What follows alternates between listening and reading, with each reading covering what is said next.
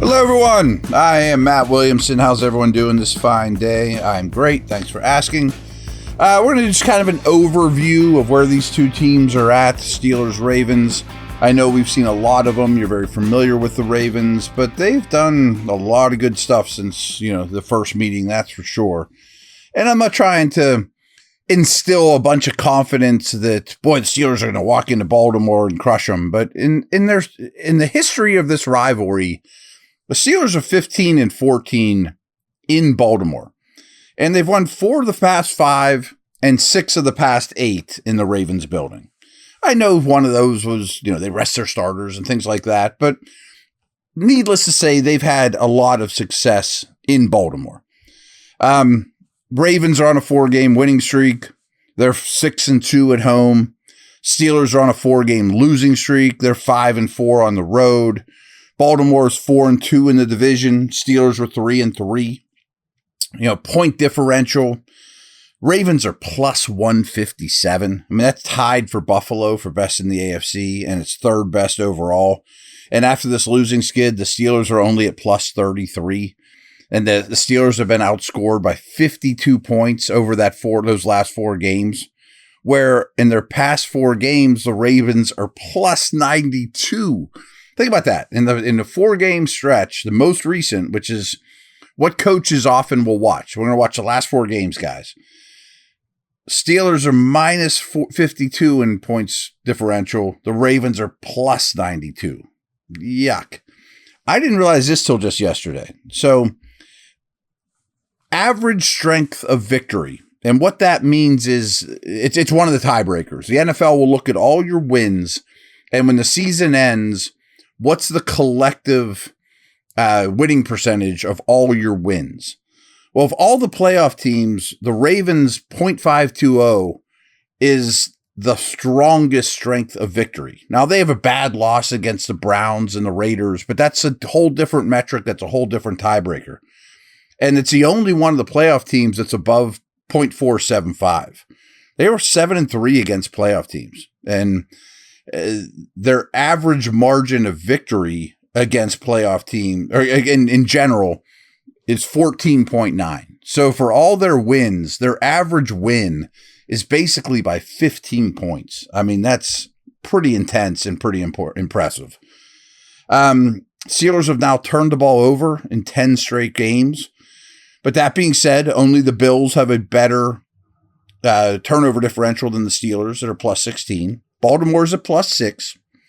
The Steelers and Vikings still led the regular season with 33 takeaways. Ravens have 17, and that's only more than 6 teams. So that's one thing that I think is key here. Baltimore has not taken the ball away pretty much all year.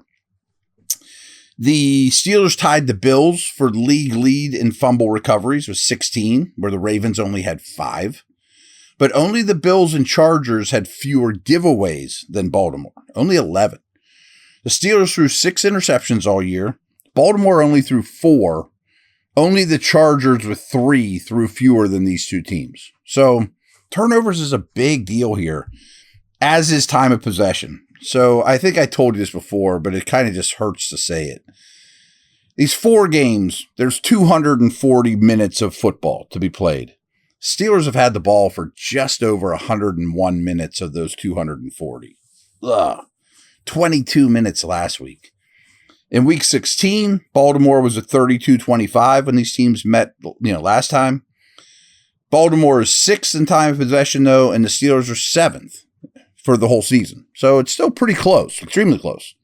And the Ravens are 33-08 over their past 3 games. So good stuff there. And I do think time of possession has murdered the Steelers. I mean, it's one of these stats now that I feel like against good teams, they have to win, and they have not been.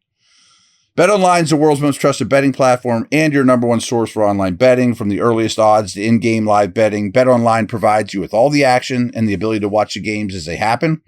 With the largest selection of odds on everything from football, NBA and college basketball, NHL to UFC and MMA. Head to BetOnline today to get on the action with America's most trusted site for online wagering. BetOnline, the game starts here.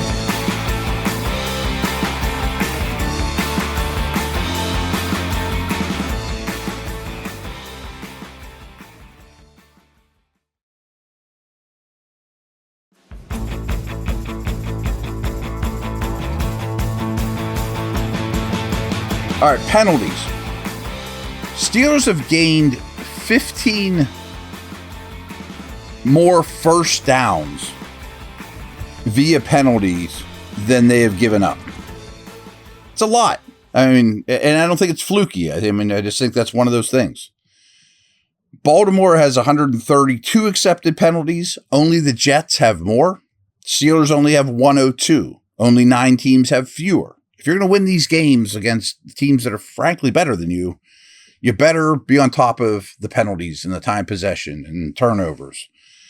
And 24 holding calls for the Ravens. That's the 4th most, as are their 15 defensive pass interference. So they're very, very high in offensive holdings, which the Steelers draw a ton of, and defensive pass calls, which you would think Pickens should draw a lot of, especially deep downfield. I mean, long DPIs. I found this interesting, too, that in terms of when teams rush the ball against these two teams, the highest percentage of inside runs in the league is against the Ravens defense. The 4th highest is against the Steelers defense. You know, I'm not exactly sure why. I mean, usually I would think team speed, people are going to go to the outside. Maybe. Here's some things that are to show you how good the Ravens are right now. They've produced 63 more first downs than they've allowed, 95 more rushing first downs, 1.7 more passing yards per attempt, 14 more passing touchdowns, 30 more sacks, 1,828 more rushing yards, 2.2 more rushing yards per attempt, 91.9 more total yards per game than they give up. These are all the things, just like them versus their opponents. Brutal. Where the Steelers, a lot of these things are very, very even. They've scored 37 touchdowns. They've allowed 37 touchdowns. They have 6 more first downs. Their opponents have 6 more first downs than the Steelers have all year. Steelers produce 7.2 yards per pass attempt, but they give up 7.1. They produce 4.1 yards per rush attempt, and they give up 4.1 yards per rush attempt. They have 14 rushing touchdowns and have allowed 14 rushing touchdowns. They give up just 3.3 more yards per game than they produce. The one thing that is good in their favor, but has been dwindling, is they produce 28.7 more rushing yards per game than they allow. Now, here's some Lamar stuff that I'm not going to look too much into. I don't think this guy can't win in the playoffs. But he's the only quarterback in NFL history with multiple MVP awards, and he might win another, without a Super Bowl victory. But he's only 27. He's 2-4 in the postseason, but he has 9 turnovers in those 6 games. And in those 4 playoff losses, they only averaged 10.5 points and didn't get over 20 points once. He's only completed 57.4% of his playoff passes, but he does average just under 87 rushing yards per game in the postseason. I don't put a ton of stock in that, but it's there. I mean, it's very, very much part of his resume. So they drafted Lamar in 2018. They've won the AFC North 4 times and have gone to the playoffs in 6 of those 7 years, with the lone exception being 2021. And that was the year Lamar missed the final 4 games of the season with injury. It's a pretty good track record. The Steelers are the 3rd team in NFL history to enter the postseason with a 4 or longer game losing streak. Not great, but the 2 teams that have done it before them went 1-1 in the wild card round. Take with you what you want, but you know. I thought this is interesting, but this goes back to the 70s and the Oilers and things like that. But the Steelers have played a divisional opponent in the playoffs 12 times in their history. So that means the 3rd time, like this one. They're 10-2 in those games. I mean, some of them are Tomlin. You know, I mean, it's knowing these organizations top to bottom, but some of them are Joe Green against Dan Pastorini, too. Last thing, I thought this was interesting, too. I was like at the end of the season to see what teams are playing the most rookie snaps. And I'm pretty sure it was the Niners this year were number 1. But led by Roger Rosengard, their starting right tackle, he's played 933. And Nate Wiggins, he's played 679. He's their first 2 picks, right tackle and a corner. Baltimore got 1,781 snaps from rookies this season. 1,781. The Steelers got 3,013 snaps from rookies this year, led by Zach Frazier, 975, and that would have been higher if he didn't miss time. Mason McCormick, 936, who has a broken hand, but I think there's a good chance he plays. Beanie Bishop, 549, and Peyton Wilson with 493. So that's what I got for you. Just a real overview of these franchises as the season ends and we gear up for this big game. Take care, everyone. Drop me a line on Twitter @WilliamsonNFL.